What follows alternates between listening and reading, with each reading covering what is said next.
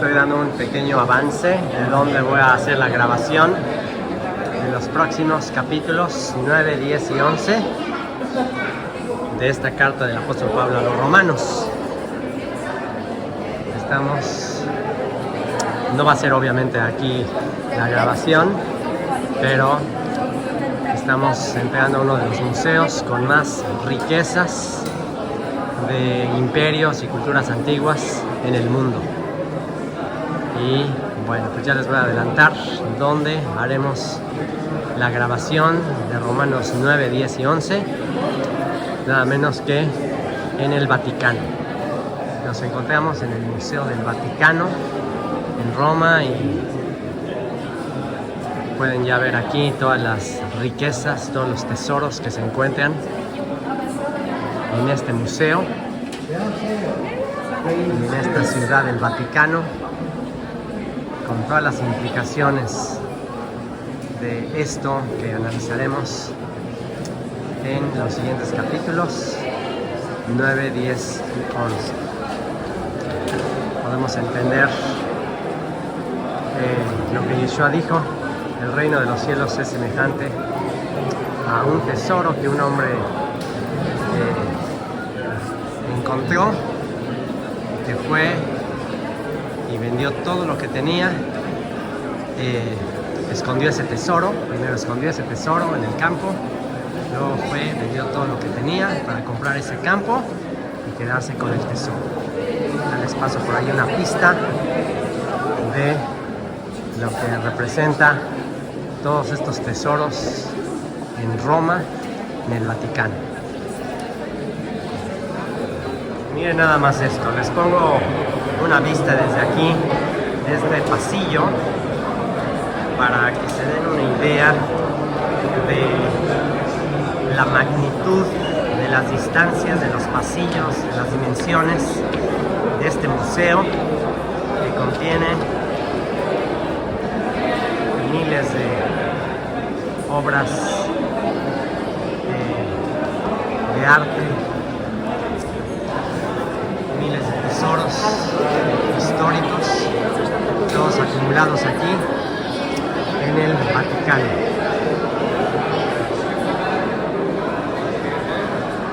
Una riqueza incalculable a nivel histórico. Esta es otra sala impresionante dedicada a la cultura griega y a sus dioses. Y aquí podemos ver unas esculturas con un detalle impresionante, los dioses que veneraban los griegos. Aquí está la diosa de la fortuna. Todos los diferentes dioses, el dios de la medicina y todos los dioses a los que estos griegos y después los romanos hicieron sus propias versiones de ellos, de todos estos dioses. Este era el mundo en el que predicaba el apóstol Pablo.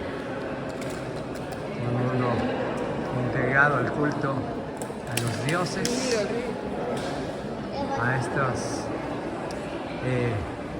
engendros de seres espirituales que descendían a los hombres según las leyendas, con alto grado de verdad según el relato bíblico de todos estos personajes.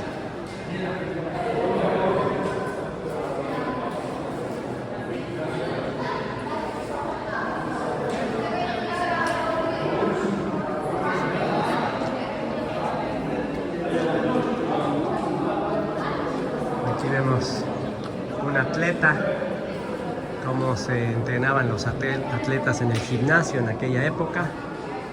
Rendían culto al cuerpo.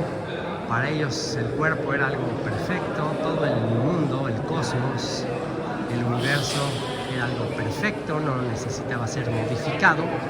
Por eso para ellos la cultura hebrea era tan chocante, el mensaje de Pablo era tan chocante, el mensaje de la circuncisión era tan chocante, porque eso implicaba que el cosmos, que el mundo con su cosmética era perfecto y no tenía que ser mejorado. Y el hecho de que el apóstol Pablo hablara de un mundo sujeto a corrupción, pues era algo totalmente chocante para esta cultura, para esta filosofía. Y bueno, tenemos en este mural plasmada la escena de la visita de los sabios de Oriente al niño Jesús. Ahí la estrella que les conducía, la estrella de Belén. Y bueno, pues todas estas escenas bíblicas que inspiraron a todos estos artistas, pintores, escultores. ¿Por qué es que hacían todas estas obras inspiradas en relatos de la Biblia? Recordemos que en aquel tiempo la gente era analfabeta, la gente no sabía leer, no sabía escribir, así que la manera de predicarles el evangelio, de compartirles el mensaje, era a través de pinturas, de obras de arte, aún con la prohibición de no hacer imagen y semejanza de lo que está arriba en los cielos, que obviamente es uno de los 10 mandamientos. Podríamos decir que se consideraba que el fin justificaba los medios, y esta era la manera de ilustrar las escenas de los evangelios. A ver si pueden recordar a qué escena se referirá este mural, a qué escena se refiere. Por supuesto es la matanza de los niños menores de 2 años, cuando Herodes los manda a matar porque había nacido el rey de los judíos. Así que tenemos en estas escenas los relatos de los evangelios, diferentes escenas de los evangelios.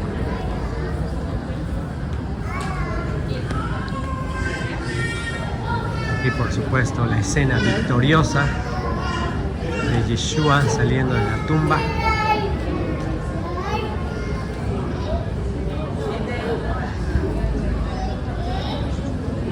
Venciendo la muerte. Ahí están las heridas en sus pies, la herida en su costado y venciendo la muerte. Entonces tratemos de tener la mentalidad de esta gente en aquella época, que era la manera en que se les explicaban todas estas historias. Aquí tenemos este mural, a ver qué representará. ¿Qué representará este? Bueno, aquí dice... ok, aquí dice que es la cena en Emaús, en el camino de Emaús.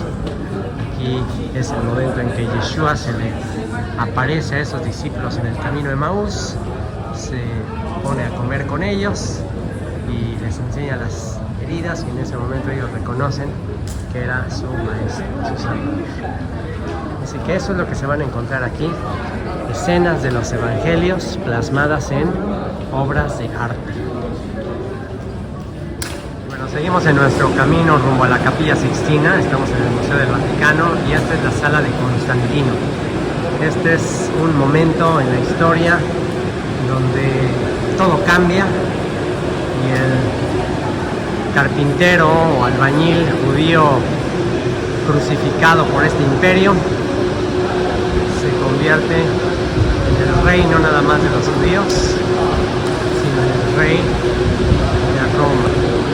Tenemos en esta pintura aquí en el techo representada la cruz, derribando las estatuas griegas, el paganismo griego.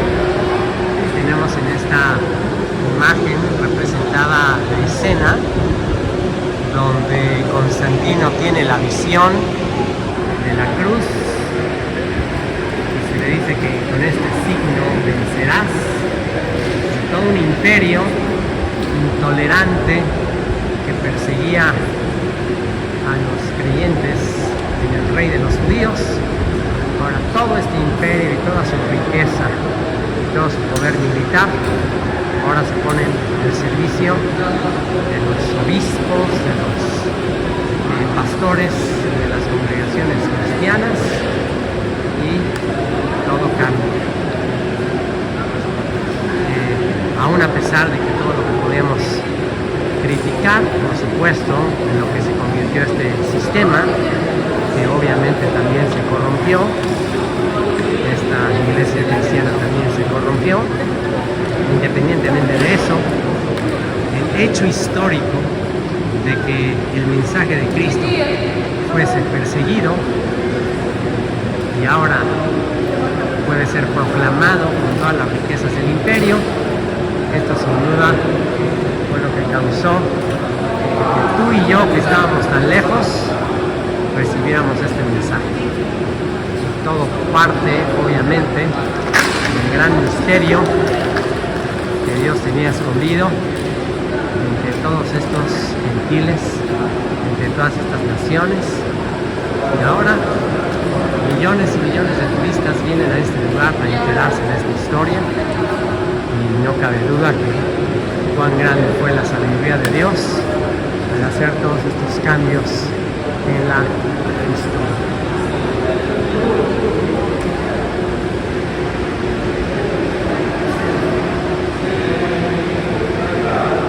Bueno, pues aquí les voy a revelar ahora sí ya la sorpresa de la locación donde voy a grabar los siguientes 3 capítulos: Romanos capítulo 9, Romanos capítulo 10 y Romanos capítulo 11. Este es el lugar donde grabaré esos capítulos. Ya verán durante el estudio por qué. Y estoy entrando al lugar donde voy a buscar una ubicación estratégica donde podamos ver este panorama, pueda compartir con ustedes este panorama y desde aquí reflexionar en el significado de las palabras del apóstol Pablo a los romanos y su trascendencia a lo que es ahora esta religión, en lo que se convirtió esta religión, la religión de una tercera parte de la humanidad, y el mensaje a los que están en Roma, que son creyentes en Jesucristo. Y veamos qué es lo que el apóstol Pablo le ha de hablar a los cristianos de Roma de todas las generaciones. Estamos aquí en la plaza principal del Vaticano. Ahí está ese obelisco, ahí está la Basílica de San Pedro, a la que ahorita les voy a mostrar algunas imágenes. Y bueno, pues vengo con ustedes en este tour que comenzó desde Israel, siguió por todo Grecia, Turquía, llegamos a Roma y de aquí hasta lo último de la tierra. Y considerando lo que compartí con ustedes en el capítulo 8, que el hecho de venir a grabar acá, que por supuesto es mucho más incómodo que grabar en la comodidad de mi casa en Cancún, por supuesto que implica mucho más esfuerzo, tiempo, recursos, en fin, venir a hacer grabaciones a este lugar. Entonces, ¿qué es lo que pretendo con hacer grabaciones en este lugar? Que Dios me libre de la vanidad de simplemente exhibir que estuve aquí y por cuestiones vanas de presunción decir que estoy aquí. Eso no tiene ninguna relevancia en los cielos. Por supuesto que lo verdaderamente importante de todo esto es el aspecto espiritual, el predicarle a los principados y potestades la multiforme sabiduría de Dios, como Dios en su gracia y en su misericordia me sacó de ese sistema, y a muchos que están abriendo sus ojos y están entendiendo el mensaje, cómo nos está mostrando nuestra herencia, nuestra identidad, nuestro injerto, nuestra parte no con lo que surge de aquí, sino con lo que se originó mucho antes desde nuestro padre Abraham. Así que ven, acompáñame a descubrir y recordar el mensaje del apóstol Pablo a los romanos, y que Dios nos libre de la jactancia, de la arrogancia, de la que Pablo les advirtió a esta comunidad de Roma, de no ser arrogantes con el olivo que les sustentaba. Así que ven, acompáñame y vamos a descubrir el misterio que el apóstol Pablo descubrió y que revela en estos siguientes capítulos. El misterio de que los gentiles, las naciones que han de venir a la fe en Cristo, son coherederas y miembros del mismo pueblo. No son otro pueblo, no son otra religión, son conciudadanos de los santos, miembros de la familia de Dios, es el Israel de Dios. Así que ven, acompáñame a los siguientes capítulos. Desde Roma para todas las naciones. Estamos entrando al interior de esta basílica de San Pedro, y aquí está expuesta una de las obras artísticas más extraordinarias de la historia de la humanidad, y es la famosísima Piedad de Miguel Ángel. Ahí está esa obra de arte, que es uno de los atractivos principales, por supuesto, de este lugar, la Piedad de Miguel Ángel.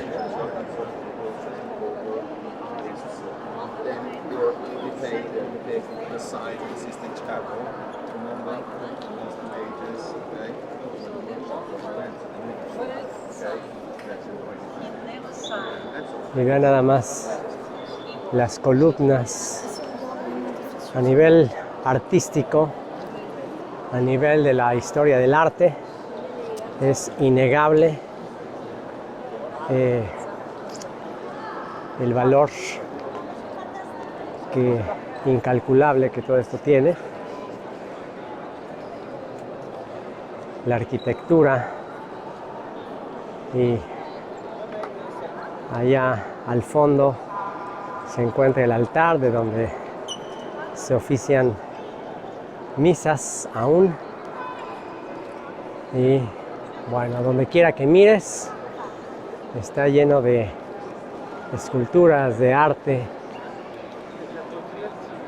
y todo esto es un contexto bastante conocido para aquellos que venimos de una cultura así, de la religión católica romana. Esto me recuerda mucho a mi infancia, sin entender nada de fe, de Cristo, de nada de esto.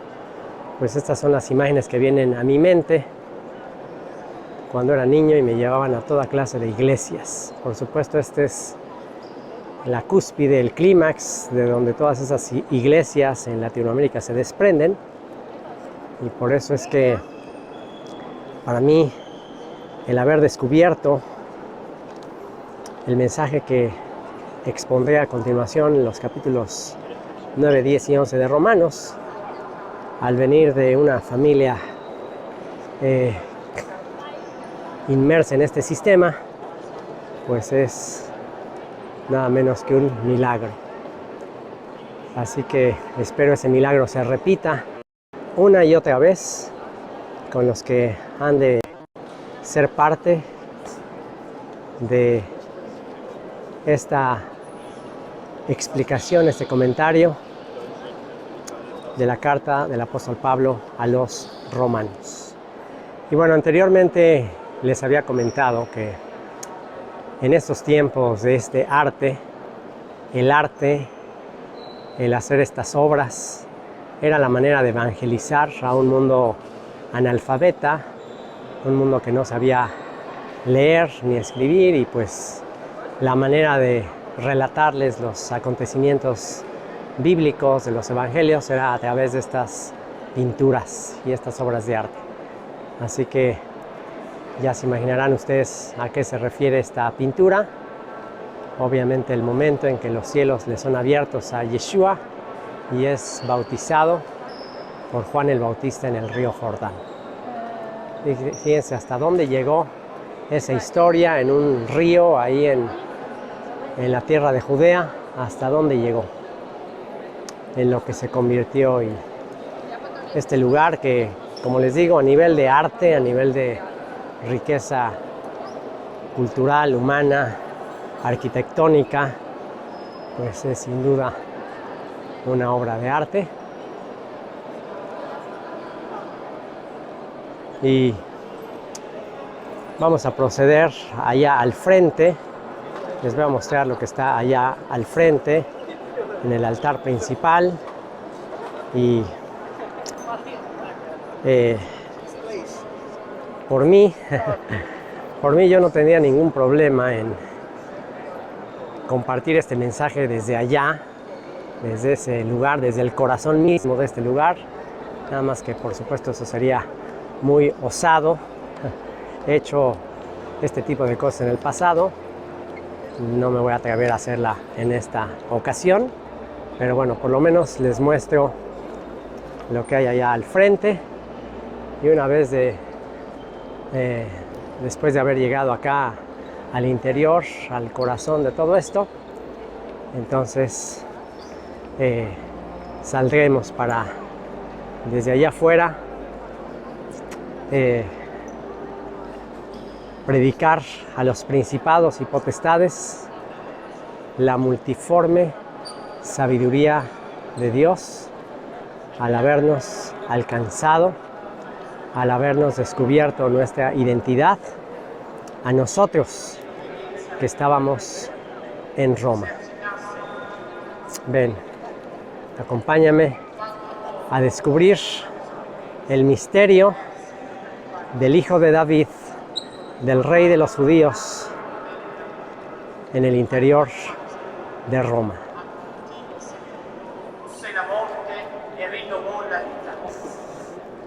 Padre, te doy gracias por haberme revelado el misterio que estuvo oculto por los siglos. Gracias, Señor, porque tú utilizaste la parte visual quizás de este sistema, esa cruz, lo que sucedió en esa cruz, para hablarme de tu amor. Y Señor, aún con el poco o nulo conocimiento que yo tenía en este contexto, usaste eso, Señor, para un día alcanzarme y revelarme el misterio de tu propósito para mí y para todos los que están en Roma. Bendito sea tu nombre, Señor. Llama a quien hayas de llamar de este sistema y que tu pueblo salga. Salid, pueblo mío, y retorna. Regresa, pueblo mío, a la fe dada una vez a Abraham, Isaac y Jacob. Como decimos en México, no voy a negar la cruz de mi parroquia. No voy a negar mi origen, la familia en la que nací y todos estos cantos, todo este ambiente me remonta a mi infancia, quizás a la de muchos mexicanos. Y ahora comienzo a atar todos los cabos y a entender que todo fue parte de un plan divino en el cual no hay absolutamente ningún error. Que Dios me ayude a tener una actitud de reconciliación para los millones y millones de creyentes que hay en el mundo y que buscan al Dios de Abraham, Isaac y Jacob a través de este sistema. Que Dios me ayude a llegar a tu corazón, así como Él llegó al mío en un contexto como este.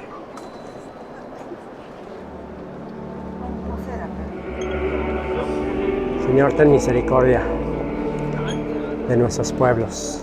hispanos. Ten misericordia, Señor, de todas estas ovejas en búsqueda de un pastor. Ayúdanos a tener compasión. Señor, tú dijiste que en los postreros tiempos tú levantarías pastores conforme a tu corazón, que apacentarían, alimentarían a estas multitudes. Heme aquí, Señor. Envíame a mí. Como tú me alcanzaste, ahora envíame a mí, Señor. Anunciar este mensaje no con juicio, no con crítica, no con desprecio, sino con compasión. Como tú, Yeshua, que veías a las multitudes hambrientas, dispersas, como ovejas que no tienen pastor. Ayúdame, Señor, a tener compasión y misericordia, Señor. Ten misericordia de mis seres queridos. Ten misericordia de nuestros pueblos, de los países latinos, de tus ovejas dispersas, Señor, hambrientas, sedientas de la leche espiritual no adulterada, Señor. Ayúdanos, Señor, que seamos la generación que ha de entender el misterio que tú revelaste al apóstol Pablo. Lo rogamos, Padre, en el nombre de nuestro Salvador Yeshua, nuestro buen pastor. Romanos capítulo 9. No sé cómo se vaya a tomar el hecho de que yo haga una grabación aquí dentro de la Basílica de Pedro en el Vaticano. No sé cómo se va a tomar. Yo sé que los que me conocen van a entender mi intención. Y yo de verdad que le pido a mi Padre Celestial, ustedes saben que he hecho cosas osadas, he grabado en lugares pues que han implicado tener valor para compartir ahí, y el hecho de estar compartiendo aquí, por supuesto que implica a nivel espiritual mucho, pero hay una razón por la cual, a pesar de que se pueda malinterpretar y que los que menos me conocen puedan malinterpretar el que esté grabando en el interior de este lugar, hay una razón a nivel personal por lo que lo estoy haciendo.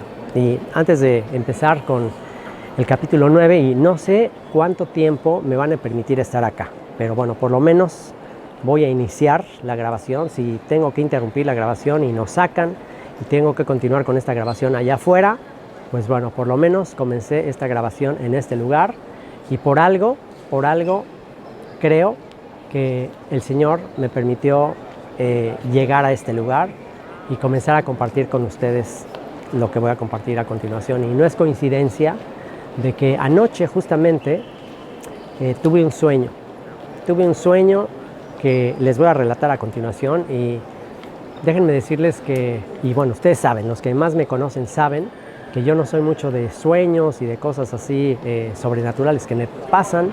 Yo trato de ser más objetivo y basarme más en lo que está escrito, pero seguro que hay algún propósito por el cual tuve este sueño anoche, justo antes de venir a este lugar y comenzar esta grabación, tuve este sueño. ¿Y en qué consistió este sueño? Bueno, soñé que justamente estaba en el interior de una iglesia católica romana. No pensé que la verdad no pensé que iba a ser en el Vaticano. Soñé que estaba en una iglesia católica romana y que iba yo a compartir un estudio de la Biblia en el interior. De hecho, iba a compartir en una boda. O sea, soñé que iba yo a casar a alguien dentro de una iglesia católica. Entonces ya de entrada esto estaba un poco extraño, yo oficiando una ceremonia nupcial con jupá y todo eso en una iglesia católica. Ya de por sí es extraño que yo tuviera en un sueño. Pero lo que me llamó más la atención es que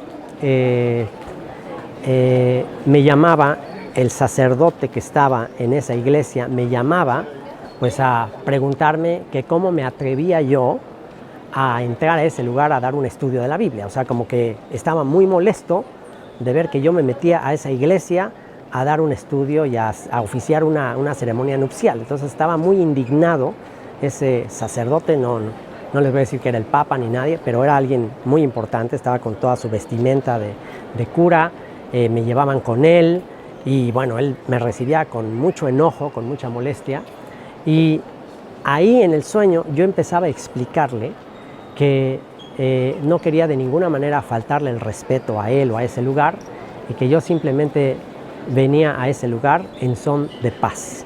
Yo le decía que, porque él ahí me identificaba, me conectaba con los protestantes, entonces su indignación conmigo era porque yo era un protestante. Entonces él decía, no, ustedes los protestantes. Entonces yo en ese momento le decía, no, es que yo no soy protestante. O sea, yo no me identifico con el movimiento protestante, yo soy judío creyente en Yeshua. Incluso le decía en el sueño, les digo, yo solo le estoy platicando mi sueño, ¿ok? Solamente le estoy platicando mi sueño. Le decía que con tal de seguir el diálogo con él, le decía, aún el Papa Juan Pablo II habló de los judíos como los hermanos mayores en la fe y que había que tenerles respeto y todo. Y entonces yo les decía, pues yo soy judío y quiero simplemente compartirle a usted lo que el apóstol Pablo predicó, de que Jesucristo vino a derribar la pared intermedia de separación y de ambos pueblos, de judíos y gentiles, vino a ser un solo y nuevo hombre. Entonces le hablaba de eso y en ese momento le cambiaba la actitud a este sacerdote, le cambiaba la actitud y le interesaba lo que yo le iba a decir. Entonces ahí terminaba mi sueño y se me hace muy interesante que tuve ese sueño anoche, justo antes de venir acá. Entonces, bueno, les digo que en mi sueño no era esta monumental iglesia en el Vaticano, pero pues ¿por qué no soñar? ¿Por qué no soñar que Dios me puede usar a mí o a ti que estás viendo este mensaje para llevar este mensaje de reconciliación a este pueblo numeroso, innumerable, que está en este sistema religioso, que muchos de ellos, como dice el apóstol Pablo en su carta a los romanos, él está hablando acerca de los judíos en aquel caso, pero pasándoles ese mismo texto, ese mismo concepto, esa misma descripción a los católicos romanos, muchos tienen celo de Dios. O sea, no me queda duda de que tienen celo de Dios, pero así como Pablo dijo que muchos judíos tenían celo de Dios, pero no conforme a ciencia, bueno, pues quizás eso es algo que tendremos que conocer. Y bueno, este es un recuerdo, ya está, me pongo nervioso cada que pasa por aquí cerca un guardia de seguridad, porque en cualquier momento nos pueden sacar, pero bueno, pues el estar acá, solo quiero dejar testimonio de esto. Al estar yo aquí en el interior de este lugar, quiero hacer públicamente una confesión de, ¿cómo les diré? Una confesión de mi propia arrogancia, porque si en el capítulo 9, 10 y 11 Pablo exhorta a los romanos a no ser arrogantes con respecto a su llamamiento, pues antes de tratar de sacar la paja del ojo ajeno, yo primero voy a sacar la viga de mi propio ojo. Y yo quiero confesar mi arrogancia en mi manera de menospreciar, de a veces hablar con jactancia, de gente que está en este sistema religioso del cual yo fui parte. Mi familia, muchísimos de mis familiares todavía siguen en este sistema y yo mismo era parte de todo este sistema. Y uno de los aspectos que jamás traerá interés o un espíritu de reconciliación a millones y millones de personas que están en este sistema es tener una actitud de arrogancia, de menosprecio, de burla, aún peor de burla de sus creencias. Y yo aquí públicamente quiero pedir perdón por esa actitud que yo he tenido, ya sea hacia los católicos romanos o ya sea hacia las denominaciones protestantes. Quiero pedir una disculpa pública y quiero pedirle a Dios que tenga misericordia de mí para predicar un mensaje de reconciliación, un mensaje de paz, un mensaje de reconciliación a los millones y millones que se encuentran acá. Entonces, a través de este video le pido perdón a propios familiares, a primos, a gente de mi propia familia, que yo en mi afán de predicarles mi mensaje, pues he sido arrogante. Entonces el hecho de estar aquí de ninguna manera es como que, bueno, pues ya todos, no estoy predicando ecumenismo, no estoy diciendo todos somos iguales, no estoy predicando eso, simplemente estoy diciendo que tenemos que tener una actitud mucho más humilde para llevar este mensaje de reconciliación al mundo entero. Y en vez de juzgar, criticar, tener una actitud arrogante, tener el mismo amor que tuvo el apóstol Pablo por sus paisanos, por sus compatriotas, que en este caso nosotros como latinoamericanos, yo como mexicano, pues si es que hemos de ser usados por Dios, si es que hemos de ser luz a todas esas naciones, más nos vale que seamos humildes, más nos vale que no seamos arrogantes, más nos vale que tengamos un espíritu de compasión de toda esta gente que sin duda está hambrienta de conocer las Sagradas Escrituras. Así que una vez dicho esto, voy a compartir lo que está en Romanos capítulo 9. Dice, verdad digo en Cristo, palabras del apóstol Pablo. Verdad digo en Cristo, no miento, y mi conciencia me da testimonio en el Espíritu Santo que tengo gran tristeza y continuo dolor en mi corazón, porque deseara yo mismo ser anatema, deseara yo mismo ser maldito, separado de Cristo por amor a mis hermanos, los que son mis parientes según la carne, que son israelitas, de los cuales son la adopción, la gloria, el pacto, la promulgación de la ley, el culto y las promesas, de quienes son los patriarcas y de los cuales, según la carne, vino Cristo, el cual es Dios sobre todas las cosas, bendito por los siglos. Amén. Fíjense la actitud del apóstol Pablo. Desearía yo ser anatema, desearía yo ser maldito, separado de Cristo por amor a mis hermanos israelitas. Él anhelaba que sus hermanos israelitas entendieran el plan de salvación a través de Yeshua, a través de Jesucristo.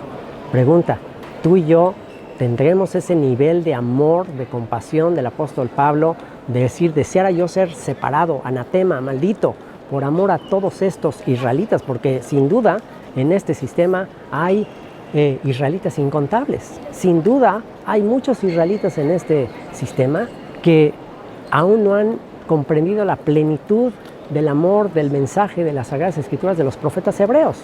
Pero pregunta, ¿tendremos una actitud arrogante, una actitud crítica, una actitud de juicio, de superioridad, de nosotros somos mejor que ellos? ¿O tendremos esta actitud como la misma que tuvo Moisés, que intercedió por su pueblo? Como la de Pablo, que pidió, que estuvo dispuesto él a ser separado por amor a sus hermanos israelitas. Que Dios nos ayude a tener esta misma compasión y de estar dispuestos a meternos a donde nos tengamos que meter, ¿okay? Meternos a arriesgar lo que sea por ir en búsqueda de estos israelitas que están aquí dentro. ¿Por qué? Porque si alguien no hubiera tenido esa compasión por mí, alguien que estaba pues sin entender nada de esto, si alguien no hubiera tenido esa compasión por mí, yo no estaría aquí compartiendo con todos ustedes. Así que dice, no que la palabra de Dios haya fallado, porque no todos los que descienden de Israel son israelitas. Y aquí va a hablar acerca de un plan que Dios tiene para el pueblo de Israel.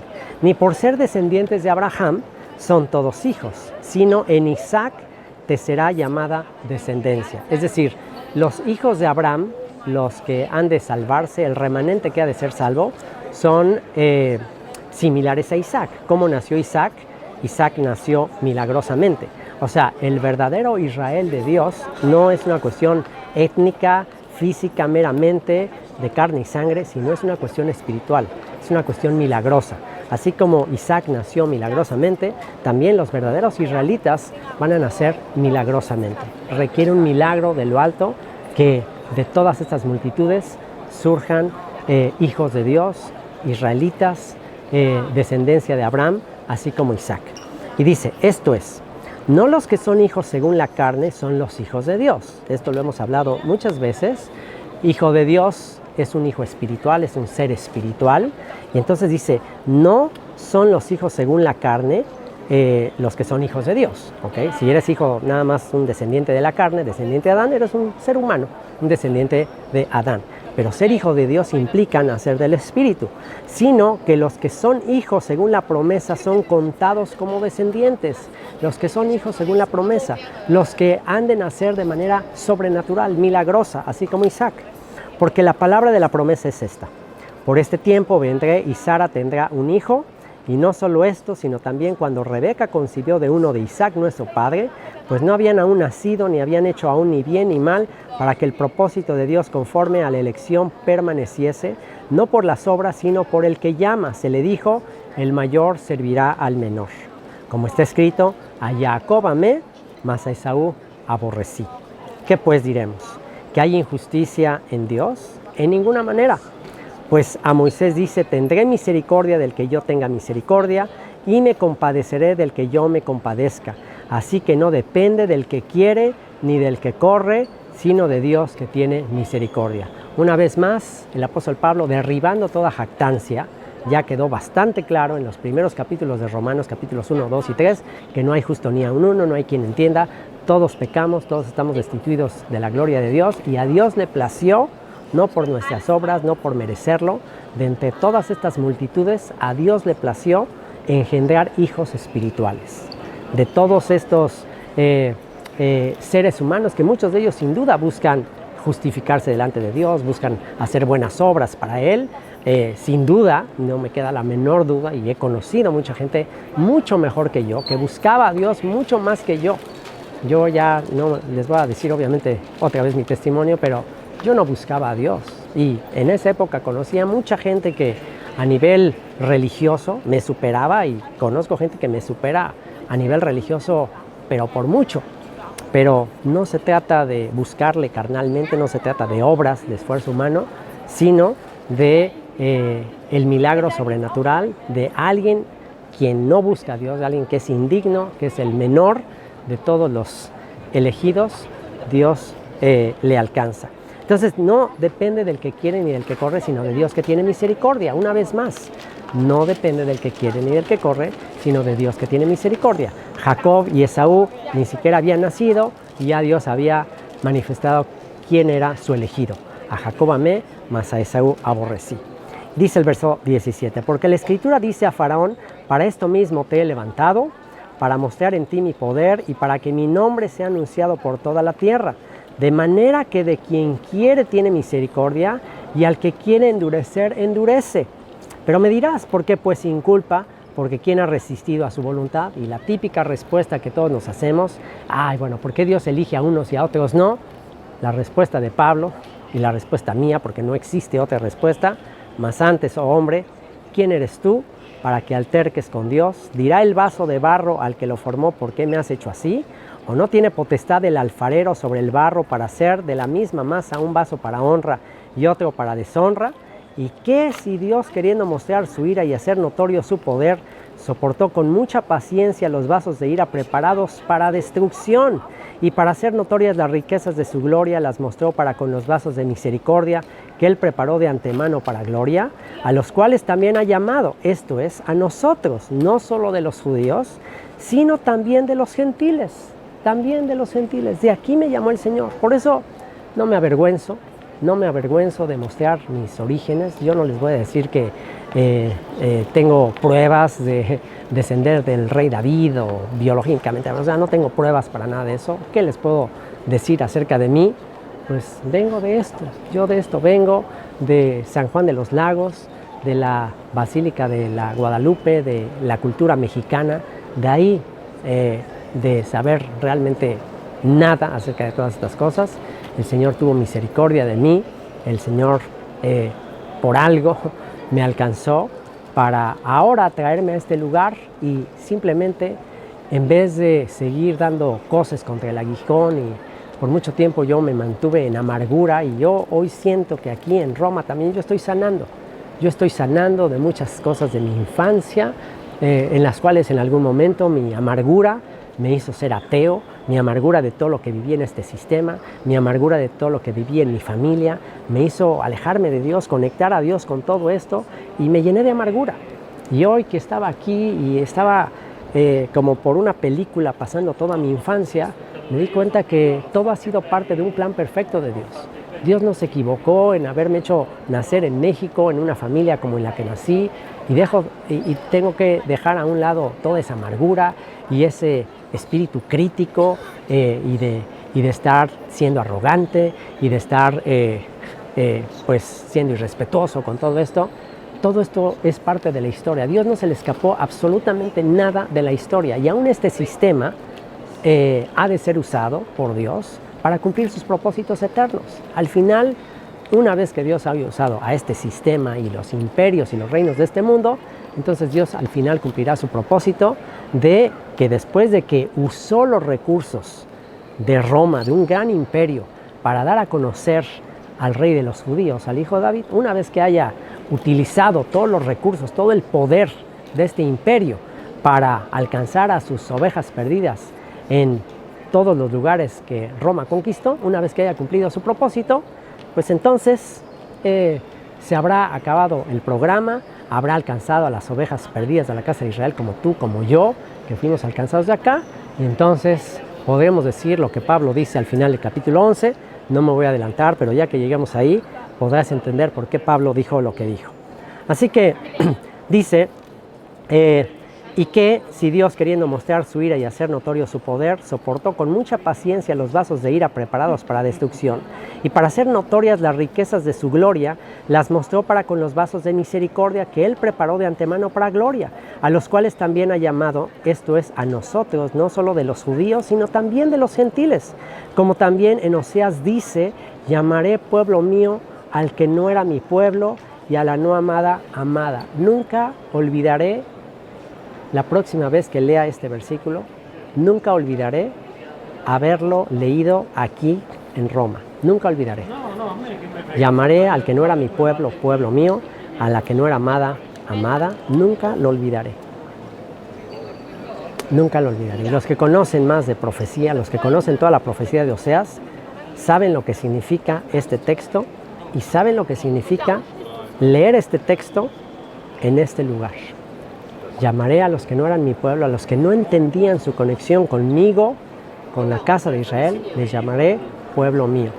A los que no eran mi pueblo, a los que no se consideraban mi pueblo, a los que estaban lejos, a los que no eran compadecidos, a ellos les llamaré mi pueblo. Esto tiene implicaciones que los que conocen la profecía de Oseas no necesito explicárselos más. Y en el lugar donde se les dijo, vosotros no sois mi pueblo, ustedes no son pueblo mío, ahí serán llamados hijos del Dios viviente. También Isaías clama tocante a Israel, si fuera el número de los hijos de Israel como la arena del mar, tan solo el remanente será salvo. Los hijos de Israel será como el remanente, como la arena del mar. Así será incontable. Eso fue el propósito de Roma, eso fue el propósito de este imperio, entregando todas sus riquezas para que este mensaje se difundiera, todos estos tesoros, todo esto fue parte del programa para que este mensaje se difundiera a todas las naciones, y de toda esta cantidad de millones y millones de personas que reciben este mensaje, un remanente será salvo, un remanente volverá a casa. Porque el Señor ejecutará su sentencia sobre la tierra en justicia y con prontitud, y como antes dijo Isaías, si el Señor de los ejércitos no nos hubiera dejado descendencia, como Sodoma habríamos venido a ser, y a Gomorra seríamos semejantes. ¿Qué pues diremos? Que los gentiles que no iban tras la justicia, ahí estamos nosotros, que los gentiles que no iban tras la justicia han alcanzado la justicia, es decir, la justicia que es por la fe. Mas Israel, el pueblo judío, el que recibe las escrituras de los profetas, que tenían toda la revelación divina, que iba tras la justicia, tras una ley de justicia, no la alcanzó. ¿Por qué? Porque iban tras ella no por fe, no por la fidelidad de Dios, no confiando solamente en la fidelidad de Dios, sino como por obras de la ley, en sus esfuerzos humanos, en su instrucción oral, transmitida en sus tradiciones, en sus rituales, en sus esfuerzos humanos que son como trapos sucios, como trapos de inmundicia. ¿Por qué Israel no alcanzó la justicia divina? Porque lo buscó en sus propias fuerzas. Y dice, pues tropezaron en la piedra de tropiezo, como está escrito, he aquí pongo en Sión piedra de tropiezo y roca de caída, y el que creyere en él no será avergonzado. Capítulo 10, hermanos, Ciertamente el anhelo de mi corazón y mi oración a Dios por Israel es para salvación, porque yo les doy testimonio de que tienen celo de Dios, pero no conforme a ciencia. Porque ignorando la justicia de Dios y procurando establecer la suya propia, no se han sujetado a la justicia de Dios. Porque el fin de la ley es Cristo para justicia a todo aquel que cree.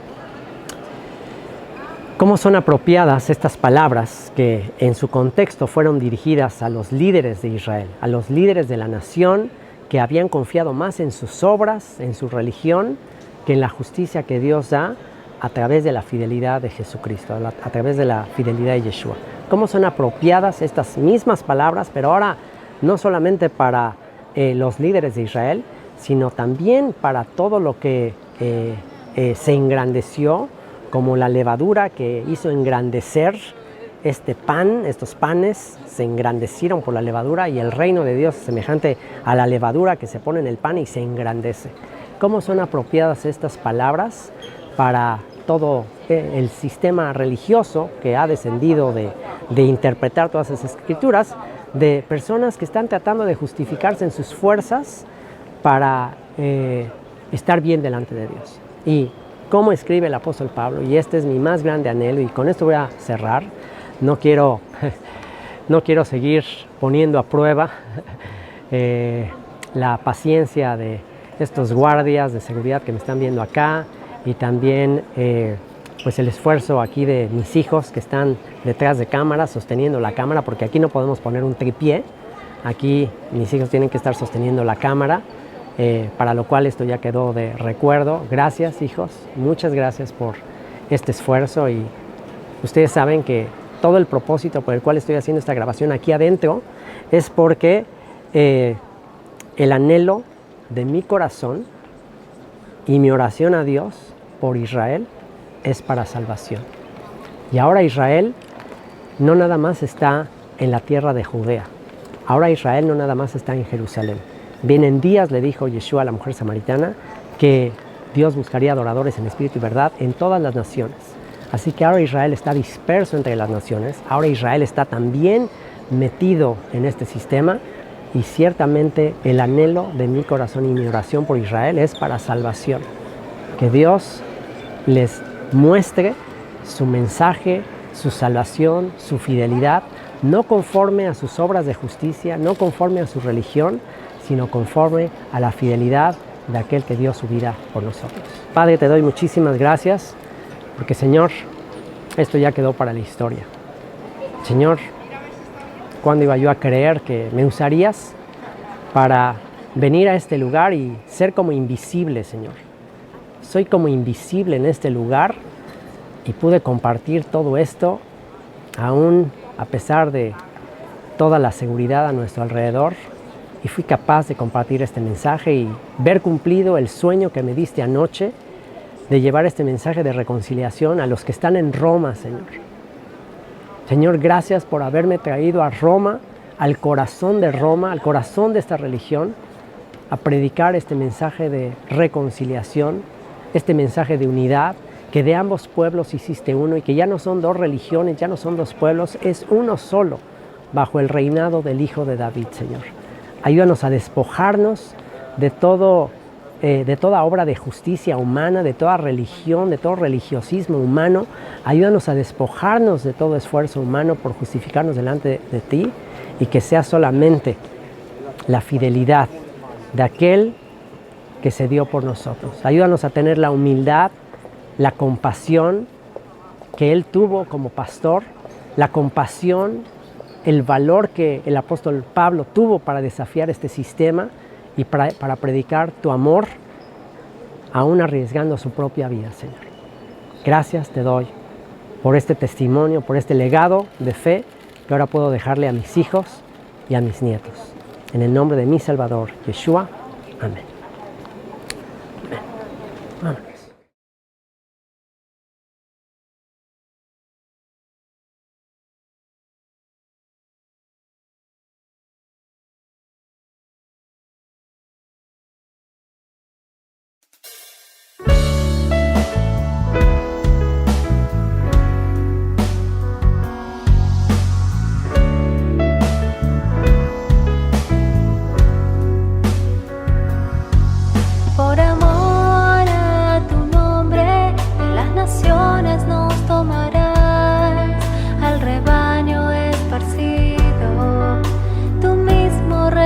quitarás. Por amor a tu nombre, a la tierra nos llevarás. De regreso a nuestra casa, tus promesas cumplirás. Dios del pacto eres, agua limpia rociarás y quitarás la maldad. Un corazón nuevo y tu espíritu pondrás para guardar tu verdad. Por tu fidelidad y tu misericordia, el buen pastor nos cuidará.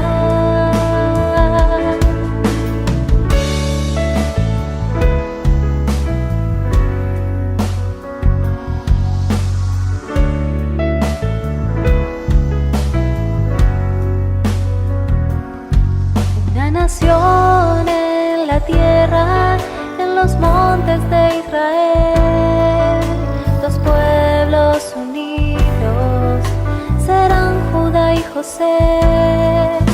Tu siervo David sobre el pueblo será el rey. Por siempre guardaremos y andaremos en tu ley. Dios del pacto